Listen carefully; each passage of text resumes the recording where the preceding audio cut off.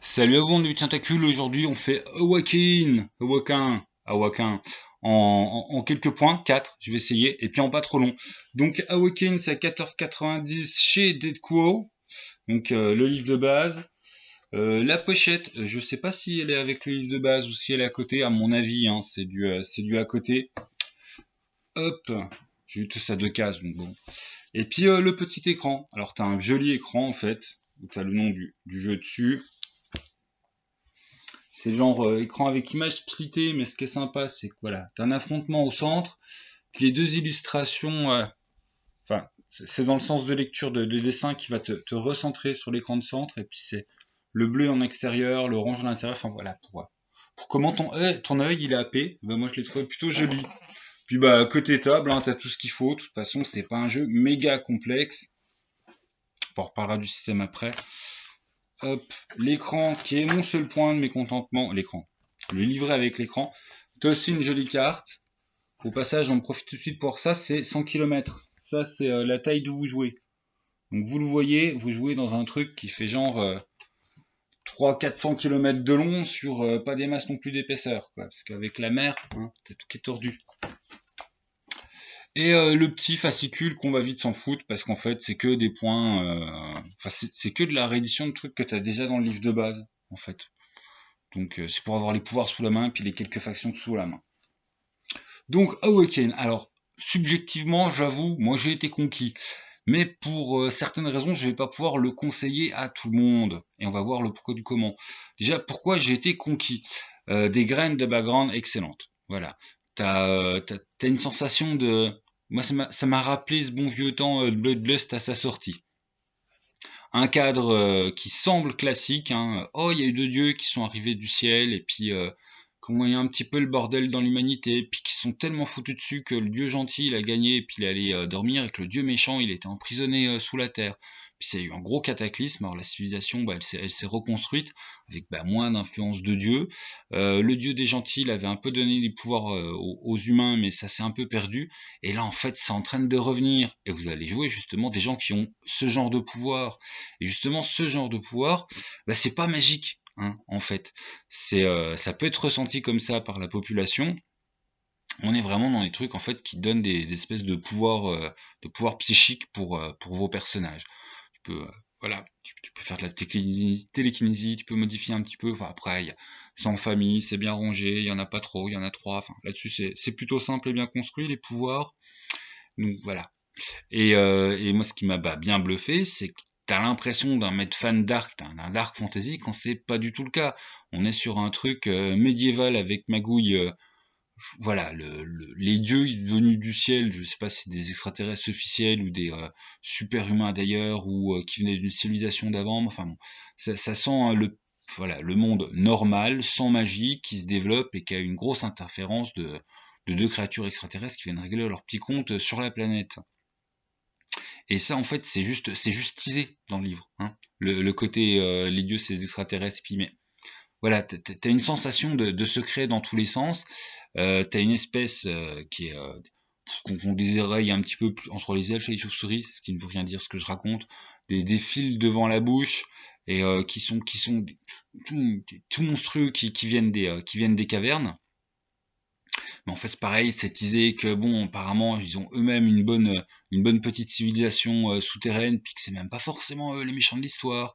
T'as des trucs avec la résine qui a permis un bond technologique très récent, depuis 300 ans en gros, un peu plus de 300 ans, et puis qui a des tas d'applications, et puis qui entre autres, ça a l'air d'être un petit peu lié à vos pouvoirs, sauf que ça a surtout vachement l'air d'être lié aux gros méchants, enfin au peuple des méchants, qu'elle est un petit peu liée au dieu qui est endormi, mais tu sais pas trop exactement. Il y a plein de factions au sein des humains, que c'est assez intéressant, bah, des gens avec pouvoir, et puis des resous-cultes. Ça manque peut-être aussi de factions secrètes transverses qui sont même pas spécifiquement sur des gens avec du pouvoir. Enfin, t'en as en fait, t'as les cités-états, t'as une église qui est transverse avec un mec qui est réapparu quand l'humanité a commencé à se redresser pour passer à la bonne parole du dieu gentil endormi dont je vous parlais au début, et qui semble pas vieillir, et puis qui est arrivé, qui a modifié l'histoire, et puis hop, qui s'est barré un petit bout de temps. Donc ouais, il y a plein de bons teasings, il y a des voilà, il y a des graines de réponse bien données avec la toute petite partie finale du livre. T'as un espèce de cahier qui est rédigé en mode subjectif comme une bonne aide de jeu de Shadowrun, qui sont en fait les notes d'un type qui faisait des expériences sur ces espèces de monstres. La couverture, que j'explique vraiment dans tous les sens, bah là c'est un élu ou un membre de l'église, ce que tu veux, mais en fait je voulais vous attirer l'attention sur les espèces de l'attaque des titans là. Bah ça c'est pas en fait à proprement parler des méchants, ça c'est des gens avec des pouvoirs comme vous, qui ont fait un rituel pour devenir un colosse. Et voilà, bon bah c'est pas jouable, hein, parce que tu perds à peu près apparemment un peu la raison, enfin t'es plus limité, mais même ça, enfin, je m'exprime mal, on garde ça pour la fin. Enfin voilà, de la graine de background vraiment hypant. Il y a des auteurs, comme par exemple l'auteur de Sapiens, qui avait bien, voilà, qui avait fait un beau plaidoyer pour le côté les jeux pas finis à secret, c'est-à-dire de donner plein de trucs au MJ, puis de laisser un certain suspense pour, voilà, pour ce qu'est la nature des gros secrets. Il y a un peu de ça dans Waking. À la différence de, je fais complètement dans les ordres, à la différence de Waking, à la différence de Sapiens, Awaken a beaucoup moins de, voilà, de morceaux croustillants puis de background développé. Voilà. Le background, il est génial, mais ça doit être mon point final, mais on s'en fout. Il manque beaucoup de développement. Il y a de la place pour plein de suppléments, et je suis allé fouiner sur le grog, a priori, hein, les suppléments anglais, il y a Walou. Voilà, c'est un truc de 2017. Donc au bout de 5 ans, zéro supplément. En français, a priori, bah, Dead Crow, ils sont en train de préparer deux scénars dans le monde. Et il faudrait vraiment, enfin voilà, c'est un jeu qui a besoin d'un développement de background sur qu'est-ce qu'il y a au-delà de notre tout petit coin. Parce que voilà, t'as trois lignes sur oh, il y a des pays merveilleux au-delà et des trucs fantastiques, mais t'as Walou. C'est pareil, hein, les bestioles sont censées avoir un peu une civilisation. T'as un passage de texte, tu dis, oh, sous une des capitales, et ben en fait, il y a une grosse ville à eux, mais tu sais pas trop. Enfin voilà, ça met super bien l'eau à la bouche, mais tu sais pas trop. Donc pour les MJ qui aiment tripatouiller le background, enfin moi ça m'a vraiment mis la hype. Il me dit, ouais, faudra faire comme ça, comme ça, comme ça. Mais pour ceux qui en fait ont pas le temps de passer des soirées à gamberger là-dessus, parce que en fait ils ont une vie de famille très prise, et puis bah, il leur faut voilà, un scénar déjà fait, t'as le scénar dans le livre de base qui est pas mal. Et voilà, qu'on pas énormément de temps à consacrer à la créativité pour boucher les trous de ton jeu, hein, parce que t'es très bien teasé dans le background, mais après démerde-toi, et ben c'est pas forcément ce qu'il y a de mieux. On va voir si tout ce que je dis est complètement validé parce qu'il va être sorti en VF chez Dead Crow, hein. Moi je croise les doigts parce que je trouve que c'est vraiment un jeu qui a un gros potentiel. Après voilà, le début, on se rugby, le début de l'action elle est très belle, faut voir s'il y a essai ou pas. Voilà. Très beau début d'action, tu dis il va nous faire quelque chose de beau. Mais ouais, il faudrait 50 pages de plus sur le background pour que je vous dise et c'est transformé, c'est génial. Bah là on va être obligé d'attendre ce qui vient après. Ou, enfin voilà, tu peux avoir des révélations par les suppléments, enfin voilà, par les suppléments, par des scénars ou par des suppléments. On va voir la forme qu'ils prennent. C'est peut-être pas plus bête de le faire par scénar, parce qu'au final tu peux délivrer du background secret ou avancé, enfin pareil. Puis d'un autre côté, bah, c'est déjà pré-animé, et puis donc ceux qui n'ont pas des masses de temps en fait à consacrer pour faire leur scénar tout seul, machin, enfin voilà. Pensons aux papas et aux mamans de famille qui ont plein de petits gosses. Allez, on pense à toi l'autruche, un jour tu auras le temps de jouer. Et puis voilà, donc Awaken, les livres de base, très bon, avec un gros background à trous. Et donc, parlons des deux autres points, enfin le côté à trous, c'est voilà, c'était bon, c'est mon bémol. Moi, ça me dérange pas parce qu'ils ont des très bonnes pistes à la créativité. Si t'as pas le temps de créer à la maison, bah c'est râpé. On va quand même passer le scénar. Je tiens à le mentionner parce que c'est souvent maintenant quand même qu'il est de rigueur d'avoir un scénario d'introduction.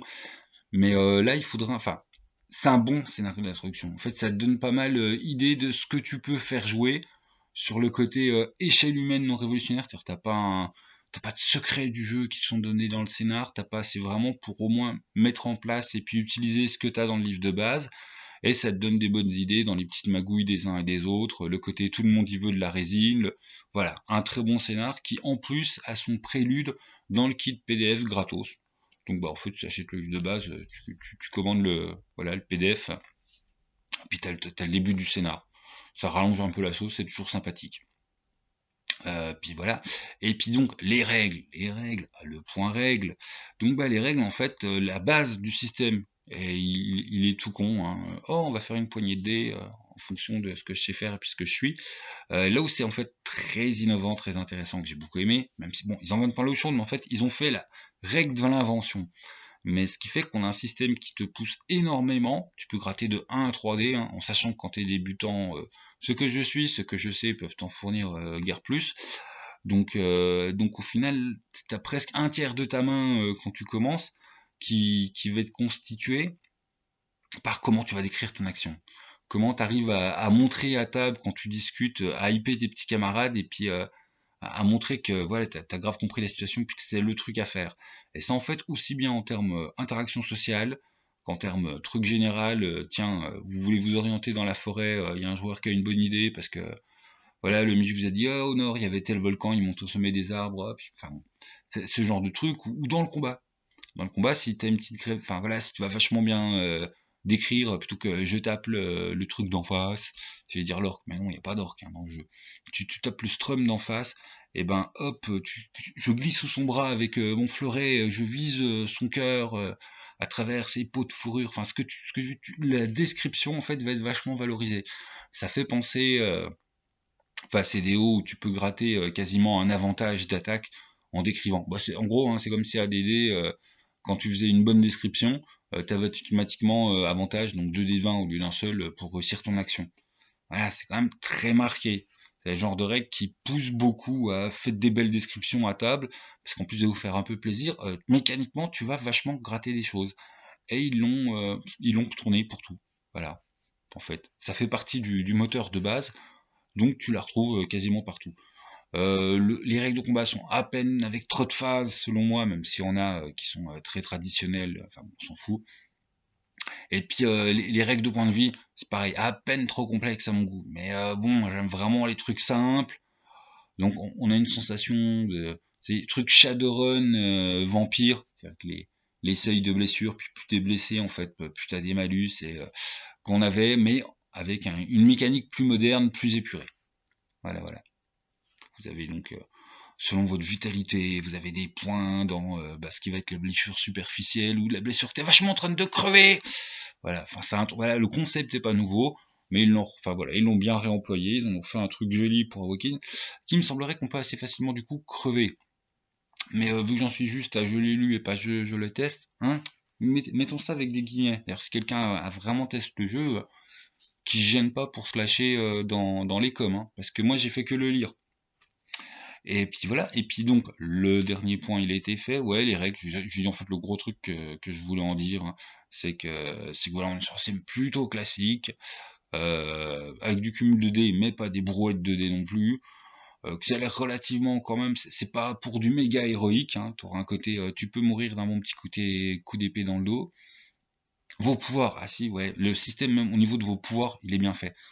T'as, du coup, tu as quelques familles, mais t'as pas 150 millions de pouvoirs. Il y a une bonne utilisation. Vous n'êtes pas du Superman. À chaque fois que vous utilisez votre pouvoir, en fait, si vous abusez, vous allez être corrompu et vous allez pouvoir devenir des problèmes plutôt que des solutions. Tu te transformes en truc, voilà, pas bien. Et rien que ça, c'est pareil, c'est bien équilibré. Ça fait que vos joueurs, ils pourront taper dans leur pouvoir, mais toujours avec une certaine parcimonie, parce que s'ils abusent trop, ils vont avoir plein de cicatrices de sang, puis au bout d'un moment, ça se passera très pas bien, puis ils viendront des gros méchants PNJ, quoi. Voilà. Et puis voilà. Donc un background qui est, c'est le point qui est, enfin, le background, moi, c'est le truc qui m'a super hypé, avec le côté oh zut, il y en a vraiment pas assez. Le système, ma première lecture, quand même, il y a des moments complexes, puis la deuxième relecture, ah oui, mais quand même, le noyau de base marche bien avec tout le reste, c'est pas mal, même s'il y a quand même le truc trop compliqué pour les dégâts, selon moi. Et puis, ouais, les pouvoirs, vraiment, le petit plus qui est bien rodé, voilà, qui me semble bien tourné, pas mal. Et puis c'est à peu près tout, hein, voilà. N'allons pas aux 15 minutes pour blablabla, comme vous voyez, hein, c'était une vidéo absolument pas très très bien préparée du tout. On fait le bilan, c'est pas de la vraie dark fantasy, c'est un truc, voilà. Les seuls machins de toute façon magiques qui en plus, c'est la présence de monstres que tu peux tout à fait leur coller l'étiquette mutant, hein. Il y a les monstres dont je vous ai parlé, mais aussi plein de petits monstres autres, plus maîtres classiques, mais sans jamais t'amener de la magie. Voilà. Tout peut être expliqué par de la mutation et des pouvoirs psy. Alors on me dira, hein, pouvoir psy, magie, c'est comme pareil. Et voilà, t'as pas de mana, t'as pas d'esprit, y a pas de prêtre qui balance des sorts, t'as pas de magicien qui est. Non. Voilà, tu nais avec ses capacités ou pas. Et puis dans comment c'est fait en règle, comment c'est. Voilà, t'auras pas de parchemin de sort. t'as pas d'objet magique. C'est juste, voilà, certaines personnes génèrent. Après, d'objets magiques, bah justement, si toi tu veux ah putain, je commence à développer, dépasser. Mais si toi tu veux développer puis faire des trucs avec des étranges objets au fonctionnement inexplicable, là je cite le bouquin, donc des trucs de technologie beaucoup plus avancés, qui peuvent marcher avec les pouvoirs psychiques de vos gars, enfin bon, voilà, c'est hypant. Le background est hypant, les règles ont l'air pas mal du tout foutues, et bon, à lecture ça passe très bien, c'est très digeste, ça semble très compréhensible. À usage, bah voilà, j'en sais rien. Et puis le petit scénario qui est sympa, mais ouais, avec le gros bémol, il faut une suite à cette gamme, quoi. Ou alors, faut que vous ayez le temps de la faire tout seul, la suite. Voilà. Bon, bah, j'ai dépassé. En plus, j'ai mis 15 plombes à ce micro au début. Donc, bah, bonne découverte à vous pour ceux qui franchissent le pas. Et même si vous osez pas le prendre tout de suite parce que vous êtes mitigé, une gamme à tenir quand même à l'œil, hein, parce que sa qualité va dépendre de son suivi. Et on a moyen d'avoir quelque chose qui soit du très bon jeu en alternative made fan. Après, bémol du suivi. Voilà. Salut les gens, jouez bien.